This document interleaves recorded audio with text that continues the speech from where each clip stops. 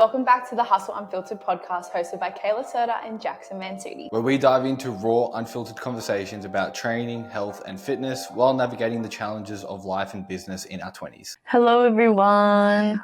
Hey guys, welcome back to the Hustle Unfiltered podcast. Hope everyone listening out there is well and truly beaming with energy. It's just absolutely slaying. Thriving, slaynation.com. Slay.com. How are you? How's Kayla's now in officially week 8 of prep. Yeah. Week 8 of prep. We are slaying. We are shredded. We are feeling the effects of prep with prep brain. She just so happened to have left an open flame on this morning. Yep. I made my eggs 3 times this morning because for some reason the egg whites weren't working. I don't think it was an egg white. No, it was an egg white problem because then when I used normal eggs whites from the egg, it was fine.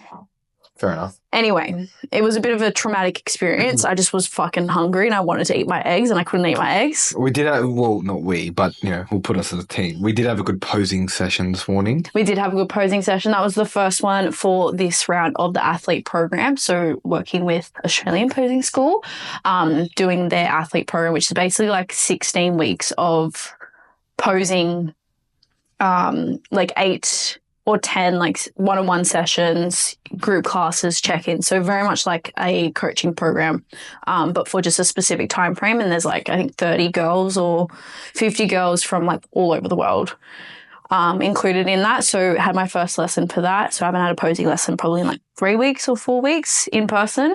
And it was needed because I wasn't spiraling, but I was like, I don't know if this is... Yeah. If I'm doing the things right. Part of the prep brain is a lot of self-doubt creeps in certain moments for things that probably don't need to have as much self-doubt as you do. Yeah. I think it's just more because the last time I did have a posing lesson, I was still lean, but obviously I'm leaner and I'm going into new territory with just how my physique looks. So just making sure that it's still good with the look that I have, because even something she did preface at the start is like your physique as it changes as you get leaner may potentially have to adjust some poses to make you look bigger or fit the category, whatever it may be. So I was just like worried that we've gone too far off the scale, but she was happy. Just the only improvements I really need to make with posing are like all the finer details. Yeah, and presentation, attitude, sass. The sass, I need to work on my sass, which I know would come on the day. Yeah. But I also don't want to just wait for the adrenaline on the day because I know I'm going to be so fucking nervous as well. She can just come hang out with us for a couple of days and there's plenty of sass in those conversations. No, I need like the facial sass as well and the hair flicking. Do all that. The hand flicks. The flick. There's tempo, flow, all these things. But the actual poses itself look good and like we're thinking, do I need to look at another category, or not even do I need to look at it, but do I want to do another category as well for my shows? And confirmation that's a big fat no, because according to my coaches, I suit the wellness division, which is a slay.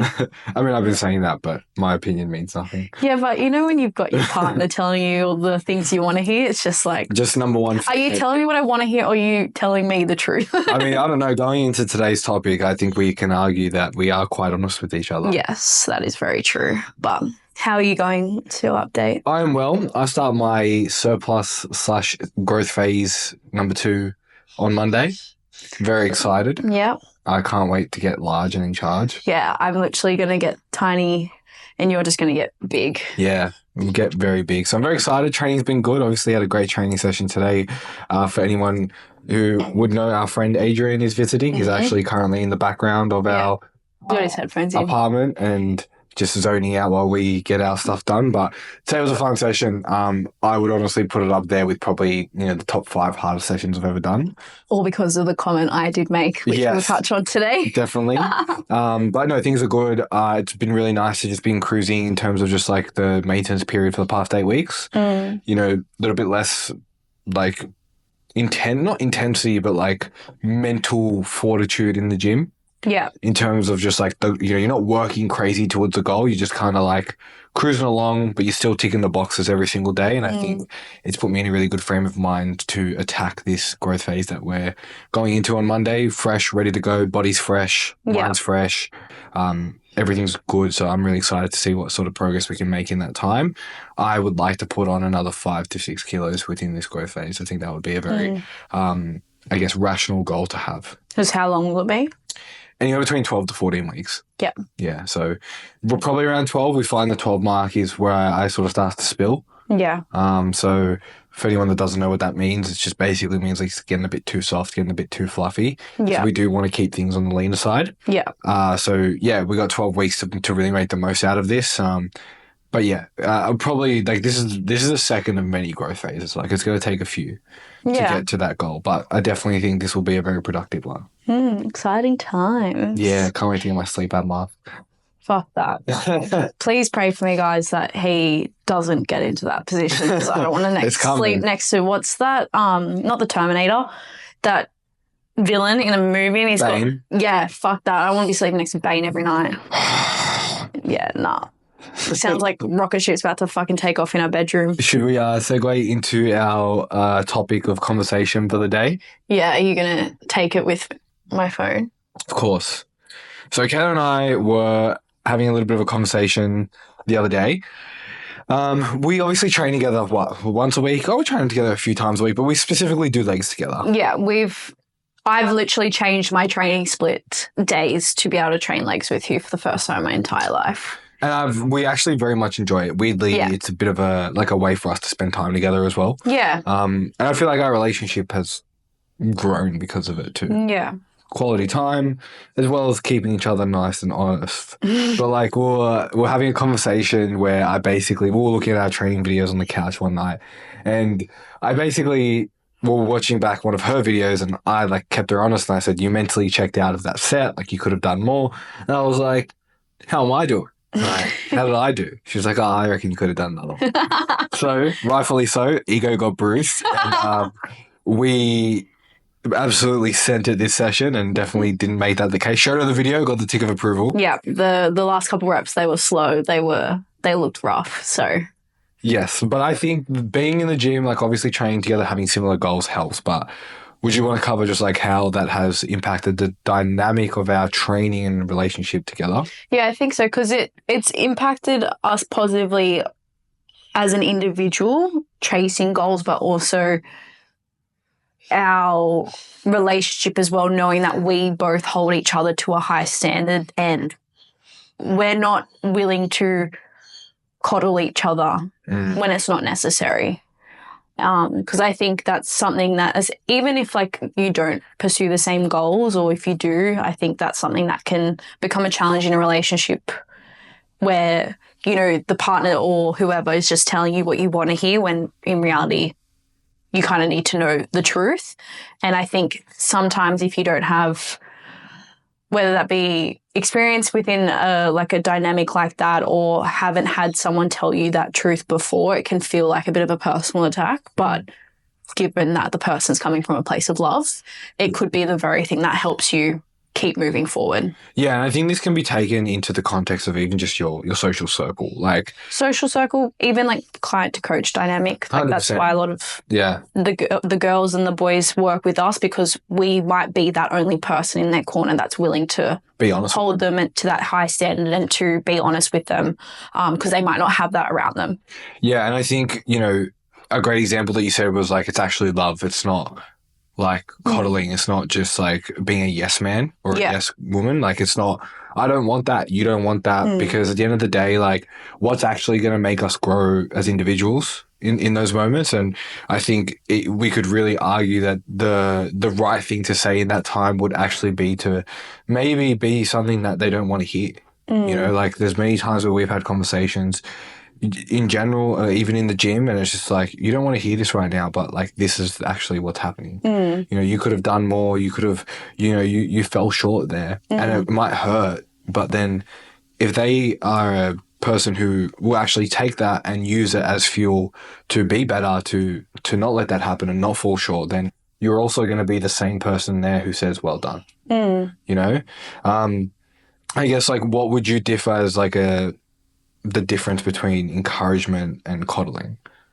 I'd say if we were to be in like a training context and like, you know, you ask for feedback on that set, it's like being like, oh, it was like you did great still, like you still got the reps, but you still showed up. It's like, it's one thing to still show up, but then also like, are you showing up just to tick a box or are you showing up and giving it your all? Yeah. And I honestly, like, I can call myself out. There's times in the past where I've used to be like that a lot, where I've been the coddler. I've been it's okay, like, but we also learn from each other, and that's why training together has been such a positive impact, because it's taught us how to be more honest with each other in those moments.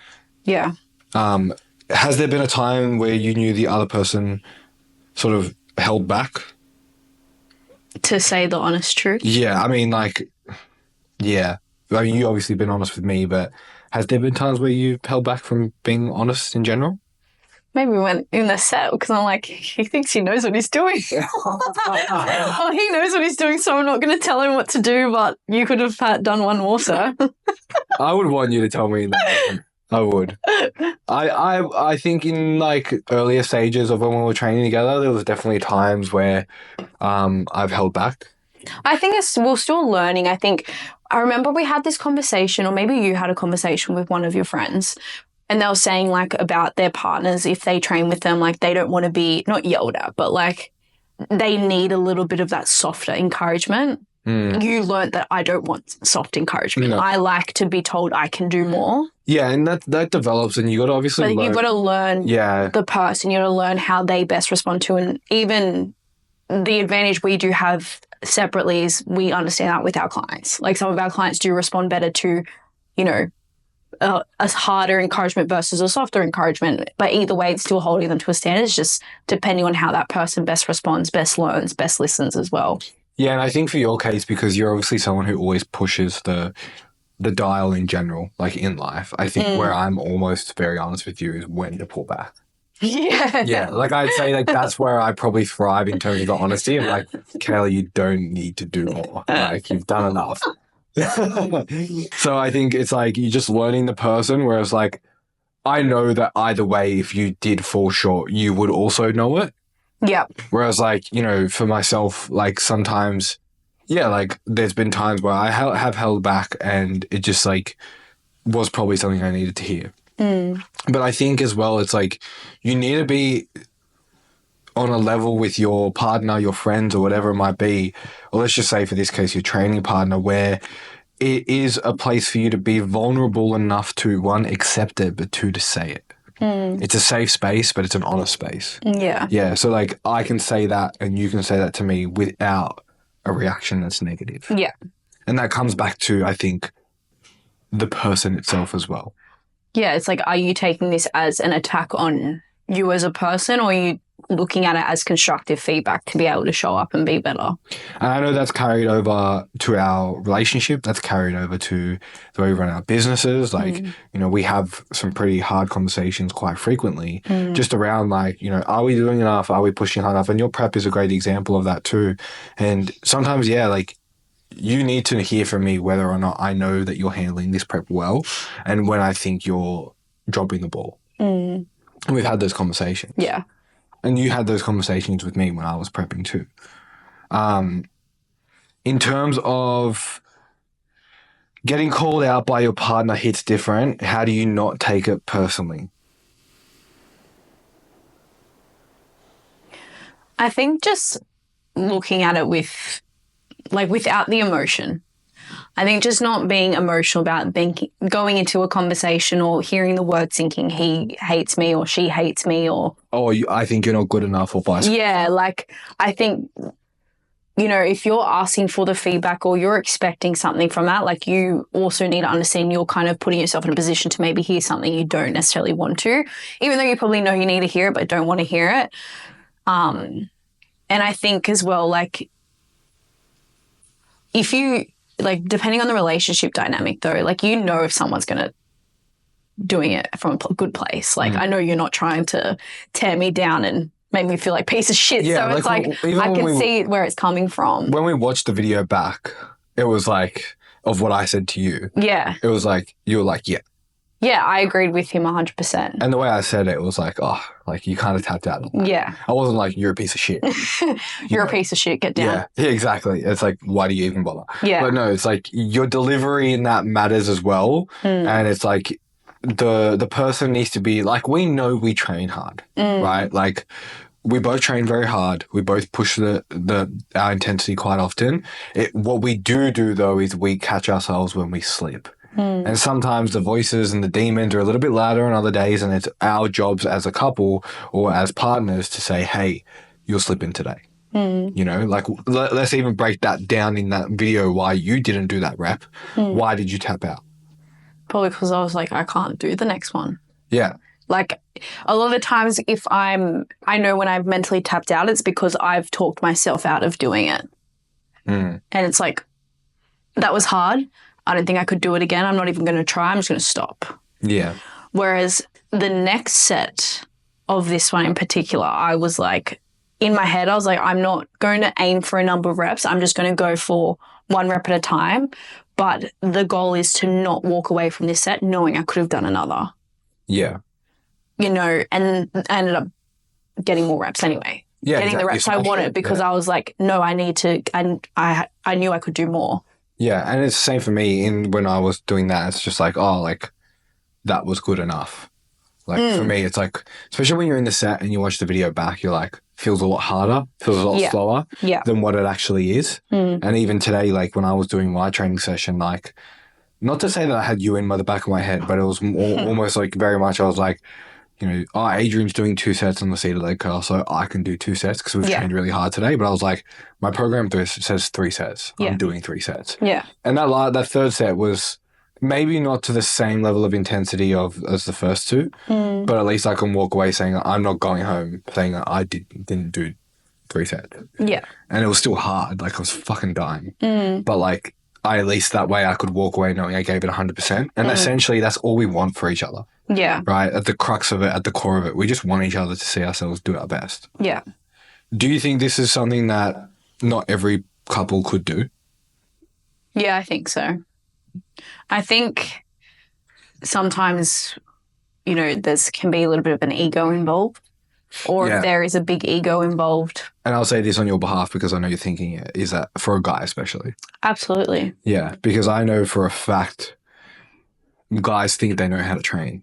Yeah. Yeah. I see the girls doing their fucking boyfriends' programs. I'm like, girl. Yeah. Please stop. Yeah. Please stop listening to your boyfriend. Even training hard, like, you know, it's funny, like, as a guy, and if there's any guys listening, and even girls out there, like, you know, I'm sure your boyfriend trains hard. I'm sure he does his best and whatever. But even myself, sometimes I'll train with someone, aka like Adrian.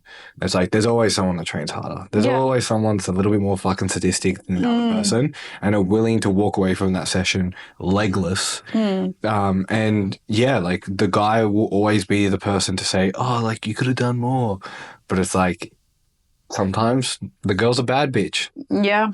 She can handle herself. Yeah. And that hurts a guy's ego. But I think, you know, the biggest takeaway from that is like, let that be a reason to do your best better. Yeah. And I think also just have that, like we've had that conversation. Yeah. When you told me that you think I train hard, I was like, slay. Yeah, I do. Yeah. And I've said it. I was like, you've helped me train harder. You have, because like I see the way you show up. Because like, you know, it's also like another thing, right? It's like, oh, like my legs grow pretty easily. So it's like, I don't have to give it 100%. Yeah. Sometimes that's my thought process. It's not the right way to think about it. But of course, some days we think that. You know, I'm sure there's days where you're like, oh, fuck, my glutes are big. I'm just like, I'm dieting. I'm not building muscle. Yeah, exactly. It's like, I'm tired, or, you know, I didn't sleep well last night. There's always like those creeps of doubt that come in. Yesterday was Jackson's not here, so why do I need to push hard? Yeah, exactly. For reference, I trained my leg session yesterday for the first time this whole program by myself. And the anxiety was through the fucking roof. But that's the same thing. Like I had those, even though he wasn't there, like because we've done this so many times together, I also didn't want to, one, let myself down just because emotional support person wasn't there. But also, like, if I can do it with him there, I can do it with me there. 100%. Yeah, it's just literally and it's mental, there. but it's a mental barrier. Like, that's literally the only thing. Like, your body can absolutely handle it. You just don't have that safety of, oh, there's someone there in case you fail. Yeah. But it's like, why would you fail? Yeah, exactly right. Like, I haven't failed when I was doing it with you. No, and you did it, and you said, I saw the video. It was a good set. It was a very good set. These are also our conversations, but my legs are still paying for it today. How does this work for us too?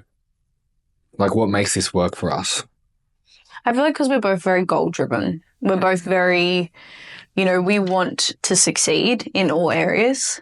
So it's like we want to be able to push each other to a degree where we are showing up in the way that's going to get us there. Because if we don't achieve said goals or we don't achieve said success, it's not like we're going to hate ourselves forever, but we know that this is part of fulfilling our purpose in life. And like, I want to help you get there and you want to help me get there. 100%. So. Yeah. And it's like for the case of you as well, it's like, obviously you're going to a show, not to say that my goals are to compete eventually and that work needs to be done now. Right? Like, let's not get that twisted. But at the moment you're in prep, so it's like there's a bit more of a time-sensitive goal on it. And it's like, for you, it's like, I want you to walk onto that stage knowing that you've given it everything you've got it. And I don't want to be the reason or be a contributing factor as to why you did it by letting you off easy. Because I know that on that day, you want to be able to walk on with that same standard. And that's why it works, because we don't want to, like, at the end of the day, like, yeah, of course, whatever happens on the day, if you win or you don't, like, we'll walk away and we'll still see it as a great experience, but fuck, we're not going to participate. Yeah, no, and that's something I said to Jason at the start, or like, even I thought is like, even if I don't win, I don't want to just jump on stage for the sake of it. Like, I'm doing this process properly. I'm hiring a posing coach. I'm staying with Jason. I'm, doing my meal prep and doing all that stuff in the lead up to it. I'm training hard before it. Like, yeah, prep started 6 months ago. Not even 12 months ago when I had the conversation. Exactly. Yeah. But yeah. The role of banter versus being honest. So, like, for example, I know I've done that in the past where I'm like, oh yeah, you could have done one more. Like, haha, versus just being straight up honest. I feel like I like a bit of banter, but like, I think it can be a bit like you're trying to hide the honesty there. Yeah, it's almost like a fail-safe. Yeah, like if they take it to heart, like, I was just joking, ha ha ha. Yeah. Rather than just saying it how you want to. Yeah, exactly. I think obviously we've developed that over time and we've learned to be a little bit more honest with it. And then if it is banter, it's actually banter.